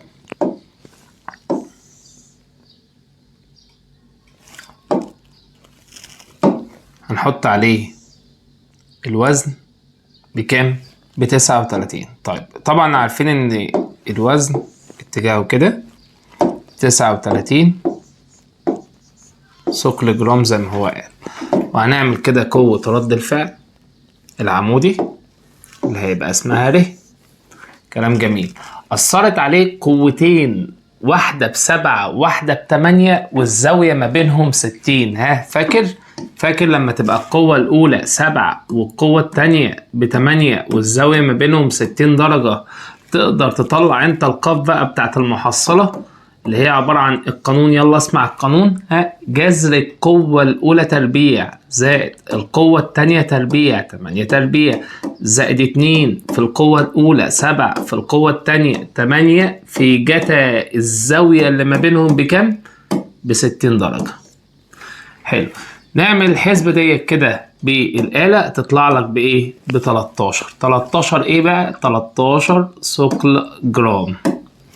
حلو أوي. يبقى القوة اللي إحنا هنشتغل بيها بكام؟ قال لي ب 13 ثقل جرام. بالتالي نقدر نحط الناحية التانية كده يا شباب الاحتكاك. طب هو بقى بيقول لي احتكاك ايه؟ اوجد ايه؟ اصبح الجسم على وشك الحركة. يبقى هكتب هنا ح س او م س دوت ر. يلا بينا نقسم الصفحة بتاعتنا. اللي فوق نساويه باللي تحت. يبقى الر قيمتها بكام؟ يبقى الر بيساوي 39، ونساوي اللي على اليمين باللي على الشمال، يعني الميم س دوت ر هنساويها بال13. احنا جايبين الره ب 39، تعدي هنا ضرب تعدي الناحية التانية اسمه، يبقى الميم س بيساوي ال13 هقسمها على 39 فتدينا الناتج كام؟ تدينا الناتج تلت. يبقى معامل الاحتكاك السكوني اللي هو عايزه بيساوي الناتج تلت. طيب بعد كده بيقول لي وضع الجسم وضعه 12 نيوتن على نضد افقي. طب ادي النضد اللي بيتكلم عن ترابيزه يعني. حلو. الجسم اللي اتحط عليه وزنه قد ايه؟ الجسم وزنه 12 نيوتن. ادي الجسم الوزن بتاعه 12 نيوتن. كلام ممتاز. اتربط بخيط افقي بيمر على بقرة ملساء. بص بقى هنا كده يا شباب في بقرة ملساء بالشكل ده، والجسم ده الجسم المحطوط هنا ده اتربط بخيط بيمر على بقرة ملساء وبيتدلى منها كده الناحية التانية اهو، بيتدلى من الناحية التانية كده وزن او ثقل، يتدلى من طرفه الآخر ثقل مقداره قد إيه بقى؟ مقداره 4 نيوتن. هنا بقى أنا عايزك تتفق معايا اتفاق. إيه هو؟ أنت لما تيجي تقول لي إن الخيط مر على بقرة ملساء بالشكل ده، يبقى لازم تبقى فاهم إنك أول لما يديلك الجملة دي تعمل له سهمين داخلين كده. يعني إيه؟ يعني لما بتكون البقرة ملساء أهو، بما إن البقرة مالها بقى؟ ملساء، فده معناه ايه؟ ده معناه ان الشد على جانبي البقرة متساويين.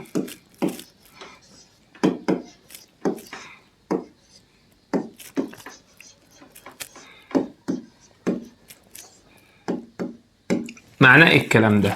معناه ان ده ب4 يبقى ده زيه بكام؟ يبقى ده زيه ب4 القوة المؤثرة. حلو. ده بقى الناحية التانية اللي هي هتبقى احتكاك ايه؟ هو بقى مش عارف، هو بيقول لك فسر اذا كان الجسم على وشك الحركة او لا، فاحنا هنسميها ح. طيب وده مين بقى يا شباب؟ وده رد الفعل عادي جدا، الشكل الطبيعي بتاعنا، قوة رد الفعل. يلا معادلات الاتزان. هنقول له ايه؟ اللي فوق هنساويه باللي تحت. طب مين اللي فوق؟ اللي فوق اللي هو ر هنساويه بالكام؟ هنساويه بال12، واليمين هنساويه بالشمال. يبقى الح بيساوي اللي على الشمال كام؟ 4.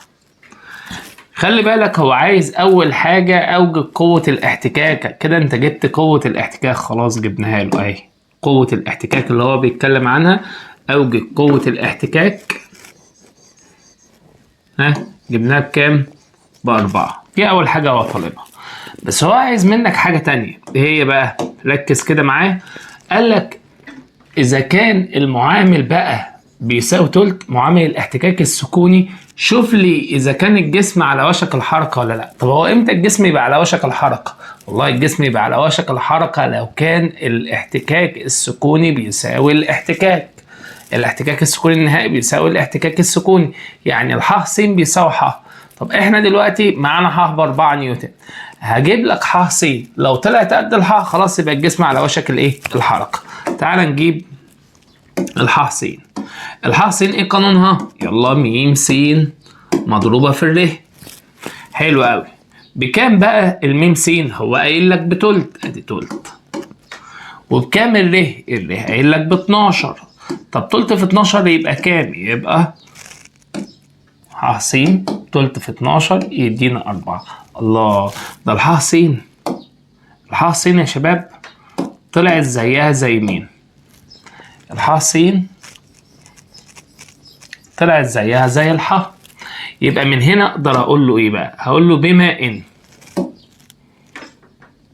بما ان الايه؟ الح س بيساوي الح، يبقى اذا الجسم على وشك الحركة. تمام يا شباب؟ تعال نشوف السؤال اللي بعده.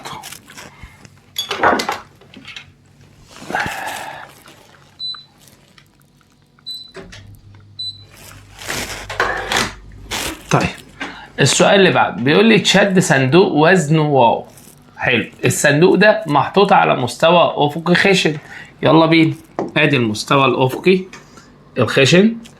الصندوق الوزن بتاعه كام؟ الوزن بتاعه واو اهو، صندوق اهو وزنه واو. كلام ممتاز. حلو، بواسطة حبلين، واحد ب6 والتاني ب8 والزاوية اللي ما بينهم ب90. ها تقدر تجيب لي يلا قاف المحصلة عبارة عن ايه؟ قاف عبارة عن جذر 6 تربيع زائد ال8 تربيع. ايه ده؟ فين بقى القانون؟ يا ابني ما الزاوية ما بينهم ب90. ما احنا عارفين ان لما تكون في حالة القوتين متعامدتين يبقى جذر قاف 1 تربيع زائد قاف 2 تربيع. عايز تكمل كمل بس بتضيع وقت على الفاضي. ده هيطلع بكام؟ ده هيطلع ب10 وياخد نفس الوحدة المستخدمة اللي هو ثقل كيلو جرام. حلو قوي. يبقى كده القوة بكام؟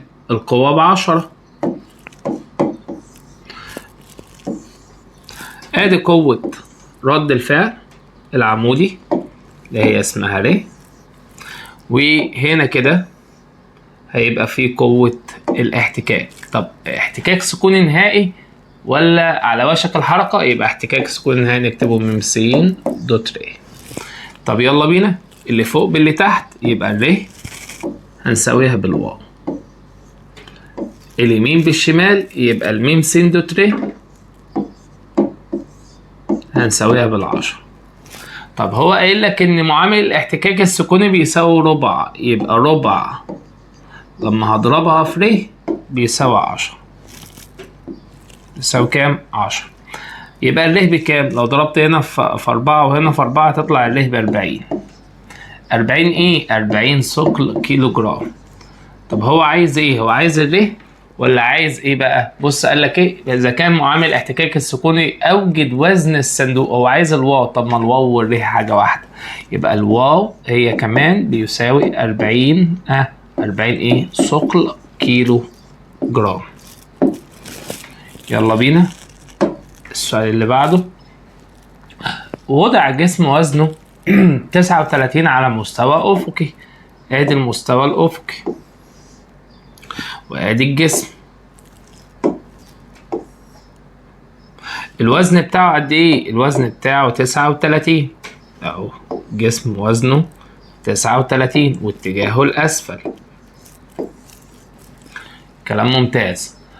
اتحط على مستوى افق خشن، كان ظل زاوية الاحتكاك ظلام بين الجسم بيساوي تلت، ومعامل الاحتكاك احنا عارفين ان معامل الاحتكاك م س هو ظلام. بكام بقى ظلام؟ هو قايل لك بيساوي تلت.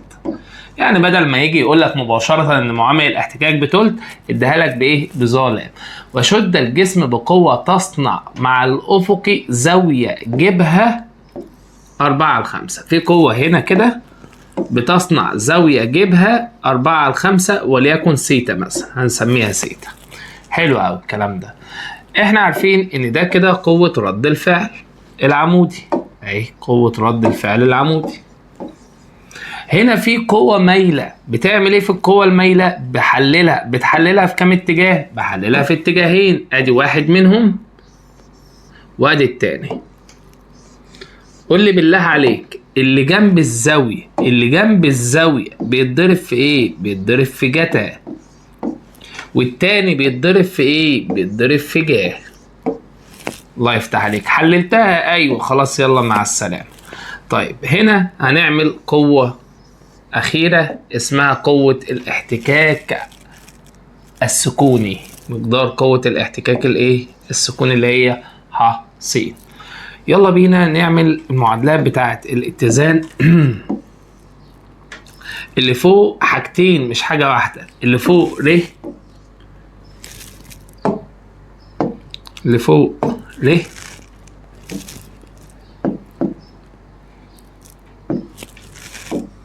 هجمع معاها ق ج س هساويها باللي تحت اللي هو 39. اللي على اليمين بقى اللي هو ق جتا س هساويها باللي على الشمال اللي هو الح س اللي هو الميم س دوت ر.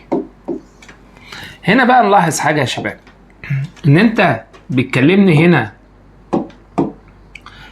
انت بتتكلم عن الجا سيتا والجاتا سيتا، اجيبهم منين دول؟ نجيبهم منين؟ بص كده، قال لك الزاويه اجيبها كام؟ 4/5. لازم تبقى فاهم وعارف انك لو معاك السيتا، معاك اي نسبه وليكن دي السيتا، الجا بتاعتها مقابل على وتر، المجاور طلع بكام؟ ب3. يبقى لو عايز اعوض عن الجتا المجاور على الوتر يبقى 3/5، يبقى دي 3/5 قاف. حلو قوي. الميم س انت قايل له بتلت، تلت في ر بتلت ر، خش جوه يبقى ناقص تلت ر بيساوي الناتج 0. كلام محترم. طب الناحية التانية الجا سيتا بكام؟ الجا سيتا ب4/5، يبقى 4/5 قاف زائد الر بيساوي 39. تلاحظ ايه؟ تلاحظ اني بصنع لك نفس الترتيب يا باشمهندس، قاف ر مطلق قاف ر مطلق. رتب براحتك. بتعمل كده ليه؟ عشان لسه عاملين مثال زيه من شويه بتاع مود 5-1. هنعمل ايه يا شباب دلوقتي؟ هكتب على آلتي مود 5-1 وابدا ادخل عوامل. المعامل الاولاني 4/5 يساوي، المعامل اللي بعده 1 يساوي، المعامل اللي بعده 39 يساوي، نقل هنا 3/5 يساوي، اللي بعده سالب تلت، اللي بعده 0، واضغط مرتين يساوي. الاكس 15 اللي هي القاف لان انت كاتبها المجهول الاول، يبقى القاف ب15، والواي ب27. من هنا نقدر نقول له يبقى القاف ب15 والر طلع بكام؟ ب27. القاف ب15 ايه؟ تاخد نفس الوحده يبقى 15 نيوتن، وهنا نيوتن. وعلى فكره ده المطلوب الاولاني اللي هو مقدار قوه الشد، هو عايز مقدار قوه الشد، ده المطلوب الاول يا شباب اللي هو طلع معانا بكام؟ طلع معانا ب15 نيوتن، ده المطلوب الاولاني. المطلوب الثاني مقدار الاحتكاك السكوني، يبقى رقم 2 عايز مقدار الاحتكاك السكوني. تعال نجيبه له هنا. مقدار الاحتكاك السكوني بيساوي ايه؟ الاحتكاك السكوني والله بيساوي م س هضربها في ر، ه س عباره عن الميم س هضربها في ر. بكام الميم س؟ الميم س بيساوي تلت مضروب في الر. بكام الر؟ الر احنا لسه جايبينها ب27. طب تلت في 27 بيساوي كام؟ تلت في 27 يدينا 9. 9 ايه بقى؟ ده برضو بالنيوتن زيه. هنشوف مع بعض السؤال اللي بعده.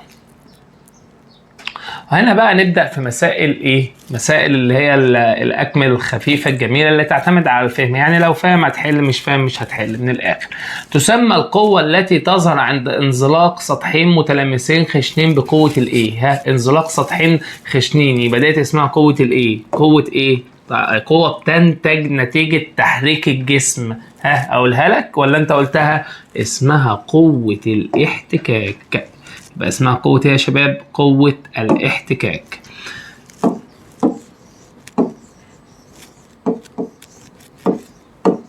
يلا بينا.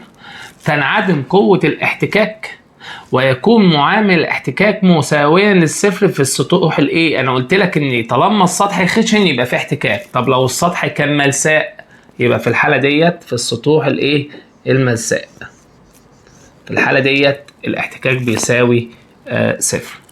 عندما تصل قوة الاحتكاك السكوني إلى قيمتها العظمى، أنا قلت لك إن الاحتكاك بيبدأ بينعدم من الصفر، مفيش قوة مفيش احتكاك، تقعد القوة تزيد يبقى الاحتكاك يزيد، يقعد يزيد يزيد يزيد يزيد لحد ما يوصل لأكتر حاجة ليه الاحتكاك الايه السكوني النهائي اللي هو م س د ر.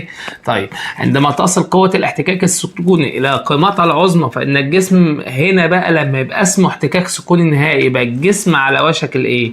يكون على جدع وشك الحركة. كلام ممتاز. قوة الاحتكاك الحركي تساوي حاصل ضرب معامل الاحتكاك الحركي في ايه؟ زي يا شباب ما الاحتكاك السكوني، زي ما قوة الاحتكاك السكوني بتساوي م س هضربها في ر، برضو الاحتكاك الحركي بيساوي م ك هضربها في ر، بس بدل بقى م س بيبقى اسمها م ك. يبقى هنا حاصل ضرب معامل الاحتكاك الحركي اللي هو م ك في ايه بقى؟ في ر، اللي هو مين بقى ر دي؟ اللي هي رد الفعل، اي رد فعل فيهم رد الفعل العمودي. يلا نشوف السؤال اللي بعده. محصلة قوة رد الفعل العمودي وقوة الاحتكاك السكوني النهائي تسمى ايه؟ فاكر رد الفعل العمودي اكتبه لك كده ر شرطة. رد الفعل المحصل كان عبارة عن جذر محصلة رد الفعل العمودي وقوة الاحتكاك السكوني اللي هو ايه؟ المحصلة بتاعتهم بيبقى اسمها رد الفعل الايه؟ رد الفعل المحصل.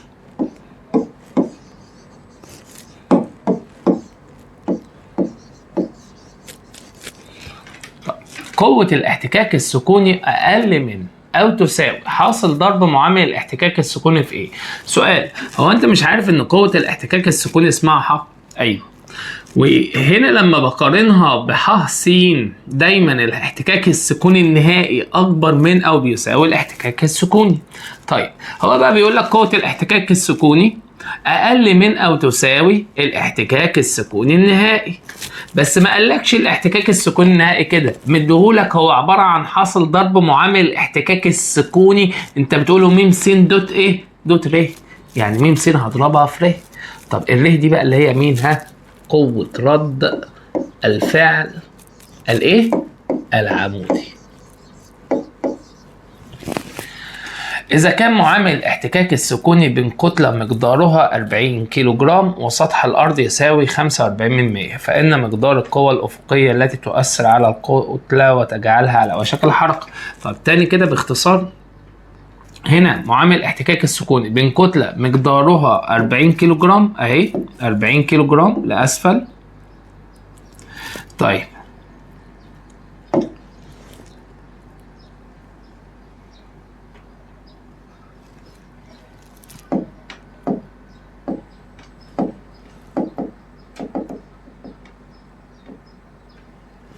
الكتلة اتجاهها لأسفل ب 40 كيلو جرام، وإيه كمان؟ وسطح الأرض بيساوي 45 كيلو متر، ده معامل الاحتكاك السكوني يعني.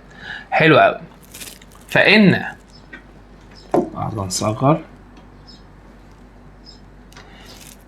فإن مقدار القوة الأفقية التي تؤثر على الكتلة وتجعلها على وشك الحركة، طبعا عارفين إن في كده هيبقى فيه هنا كده قوة اسمها قوة رد الفعل.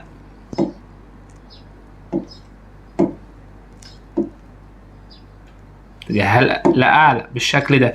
هنا بقى هتبقى فيه قوة تالتة اسمها ق لو هو عايزها، وهنا هيبقى اسمها م س د ر. طيب دلوقتي أنا مديلك المعامل ب 45 من 100 وبسألك م س د ر، م س اهي، م س د ر بيساوي مين؟ بيساوي ق. حلو قوي. طب بكام اصلا الر؟ الر ب40. يعني هاجي اقول له 40 في القاف. القاف اللي هي معانا دلوقتي بقول ان القاف هي م س د ر. الميم س اللي هي معامل الاحتكاك السكوني هو مدولنا ب 45 من 100، والر زيها زي ال 40. طب اضربهم هما الاتنين في بعض. اضربهم يلا بالآلة كده. اضرب 40 في ال 45 من 100.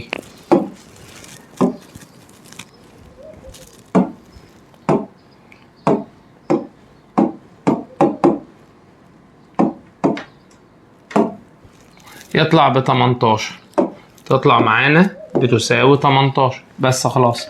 إذا وضع جسم وزنه 6 نيوتن على مستوى أفقي خشن، مقدار قوة الاحتكاك السكوني بيساوي 4، فإن معامل الاحتكاك السكوني. طب ما احنا عارفين إن قوة الاحتكاك السكوني هي عبارة عن الميم س أضربها في ر.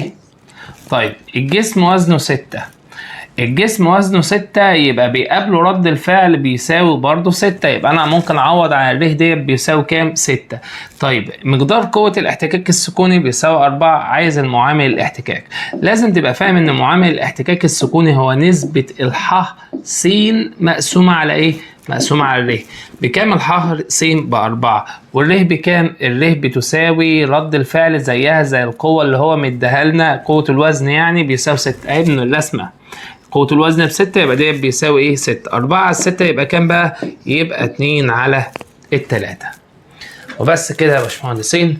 انا عارف ان انا طولت عليكم، كانت حصة طويلة بس بجد حصة مهمة جدا جدا.